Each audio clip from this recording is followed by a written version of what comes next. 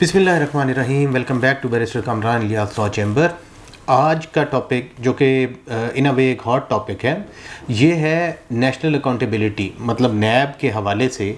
नैब काफ़ी ख़बरों में भी रहा है और इसके कानून के ऊपर काफ़ी बातचीत होती रही, ख़ास तौर पे जब ऑनरेबल सुप्रीम कोर्ट ने 2022 की गई अमेंडमेंट्स को सेट असाइड कर दिया था और नैब एक बार फिर फ़ाल हो गया था। तो वैसे तो नैब के कानून के ऊपर इतनी बात हो चुकी है कि I believe most of the people know about most of these things, लेकिन आज हम जिस पॉइंट के ऊपर डिस्कशन करेंगे वो एक मिसकंसेप्शन है। It is regarding plea bargain या वॉलंटरी रिटर्न।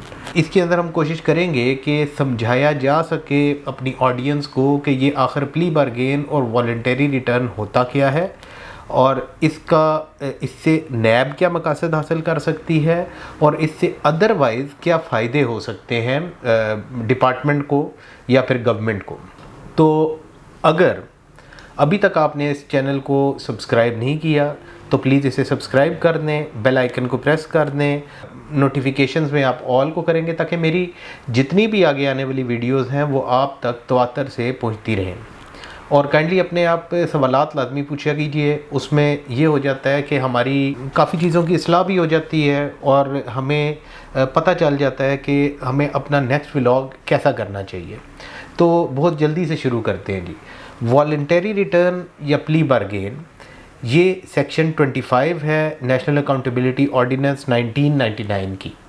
देखें, बार्गेन से मुराद ये वो नहीं है जो मतलब दो पार्टियों की आपस में बार्गेन हो गई जी कि सपोज़ मैंने करप्शन की है 1000 रुपये की और मैं बार्गेन करके कहता हूँ कि किसी नैब के ऑफिशियल से बार्गेन करूँगा और कहूँगा जी कि आप इस तरह करें जी कि 500 रुपये में मुख मुखा कर लें और मेरी जान छोड़ें, तो वो मान जाएंगे जी कि ठीक है जी मैं 500 रुपया तो आ रहा है ना। ये ऐसी बात नहीं है। प्ली बार्गेन का कॉन्सेप्ट बेसिकली ये आता है आपका क्रिमिनल लॉ के कॉन्सेप्ट के साथ, और पाकिस्तान में खैर ये एक नई चीज़ थी जो नैब ने इंट्रोड्यूस करवाई थी, लेकिन इससे पहले आपके जितनी भी आपकी डेवलप्ड कंट्रीज़ हैं जहाँ पे कानून काफ़ी अरसे से डेवलप हो चुका है, वहाँ पे ये प्रोविज़न पहले से मौजूद थी। देखें, इस प्रोविज़न का फ़ायदा क्या है। इस सबसे पहले तो बात ये है कि कोई भी एक्यूज़्ड वो इस प्रोविज़न का इस्तेमाल कब कर सकता है। इस प्रोविज़न का इस्तेमाल आप किसी वक्त भी कर सकते हैं, ट्रायल ख़त्म होने से पहले पहले। आप बिल्कुल अगर शुरू में करते हैं तो that is called a voluntary return, कि आप आगे आते हैं अपने कहते हैं जी कि ठीक है मेरे ख़िलाफ़ आपके पास केस आ गया कि ये जो इल्लीगल गेन मुझे हुआ है ये मैं वापस ख़जाना सरकार में जमा करवाता हूँ और आप ये मेरा केस ख़त्म कर दें।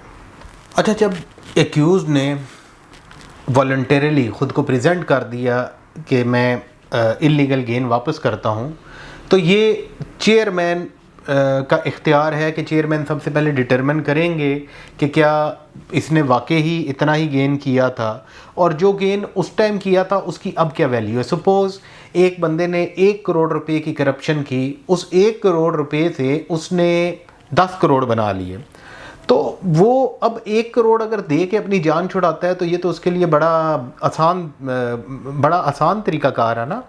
लेकिन उसमें देखा यह जाएगा कि उस 1 करोड़ की उस टाइम वैल्यू क्या थी, उसके उस टाइम एसेट्स क्या थे, उसके बाद उसके एसेट्स क्या हो गए, ये सारी चीज़ें डिटरमिन होती हैं जी।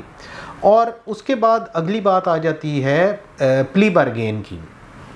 जैसे कि पहले मैंने अर्ज़ की कि plea bargain doesn't mean bargaining at all. इसके अंदर होता यह है कि ऑथराइजेशन ऑफ इन्वेस्टिगेशन जब हो जाए आपकी, उसके बाद एक्यूज्ड अंडरस्टैंड कर लेता है कि अब मेरी जान तो इधर से छुटने वाली नहीं है, तो वो ये कहता है कि ठीक है इल्लीगल गेन्स मेरे जो हैं मैं वापस करता हूँ, मेरी ये आप इससे नैब के केस से मेरी जान छुड़वा दें। उस केस में ये होगा कि अगेन चेयरमैन का इख्तियार है कि वो डिटरमिन करेंगे और वो अगर इस नतीजे पर पहुंचते हैं कि ये प्ली बार्गेन एक्सेप्ट होना चाहिए तो वो एक्सेप्ट कर लेंगे। लेकिन उसके अंदर 2-3 चीज़ें हैं। देखें, वॉलंटरी रिटर्न में आपको जितनी भी रकम है वो अपफ्रंट पे करनी होती है, लेकिन प्ली बार्गेन में ये हो सकता है आपको इंस्टॉलमेंट्स में रकम पे करनी पड़ जाए, जैसे कि पहली इंस्टॉलमेंट अमूमन 34% होती है, दूसरे 33% और तीसरी 33%, और ये सारी रकम आपको पे करनी होती है with in a period of 9 months, कि इससे पहले पहले आपने अपने आप को क्लियर करना होता है। अगर आप इसमें डिफ़ॉल्ट कर जाते हैं तो ये विलफुल डिफ़ॉल्ट कंसिडर होगा, और वो भी नैब के कॉग्निजेबल ऑफेंसेस में से एक ऑफेंस है। एक्यूज्ड जब सेक्शन 25B प्ली बार्गेन से इस्तिफादा हासिल करेगा तो उसके बाद इन्वोक हो जाएगी section 15 of National Accountability Ordinance, जिसके मुताबिक एक्यूज डिस्क्वालीफाई हो जाएगा to hold any public office और इलेक्शन नहीं कंटेस्ट कर सकता। शुरू में ये पीरियड 21 ईयर्स का था, उसके बाद इसे कम करके 10 ईयर्स का कर दिया, लेकिन इस डिस्क्वालिफिकेशन के साथ ये है कि वो कहीं से कोई लोन नहीं ले सकता, मतलब कोई भी ऐसी फैसिलिटी इंजॉय नहीं कर सकता। अब देखें, इसके अंदर नैब को फ़ायदा ये हो जाता है कि नैब लिटिगेशन के एक लंबे प्रोसेस से बच जाती है, कि लिटिगेशन में आपको पता है कि टाइम भी बहुत ज़्यादा लगता है, और मतलब जितना लंबा टाइम लगता है उसके अंदर आपका डेफिनेटली कैपिटल इन्वॉल्व होता है, और हम लिटिगेशन जो कर रहे होते हैं उसके अंदर विदाउट कॉस्ट तो कोई चीज़ नहीं होती ना जी इस मुल्क में। तो इस मुल्क में क्या किसी जगह भी विदाउट, मतलब there is nothing like a free lunch, कि एनीवेयर आपको हर चीज़ की एक कॉस्ट पे करनी पड़ती है, तो वो आपका टाइम बच जाता है, और वही टाइम आप यूटिलाइज़ कर सकते हैं अदर इन्वेस्टिगेशंस में। तो सेक्शन 25 प्ली बार्गेन और वॉलंटरी रिटर्न, ये मेरे ख्याल में आप लोगों को समझ आ गया होगा, और उम्मीद करता हूँ कि आपको ये व्लॉग भी पसंद आया होगा। अगर ये आपको व्लॉग पसंद आया हो तो इसे आप आगे शेयर भी कर सकते हैं अपने दोस्तों के साथ, और अपने क्वेश्चंस पर क्या पूछ लिया करें जी। तो thank you very much for being with me जी, फिर इंशाल्लाह हाजिर होंगे बहुत जल्दी आपके पास।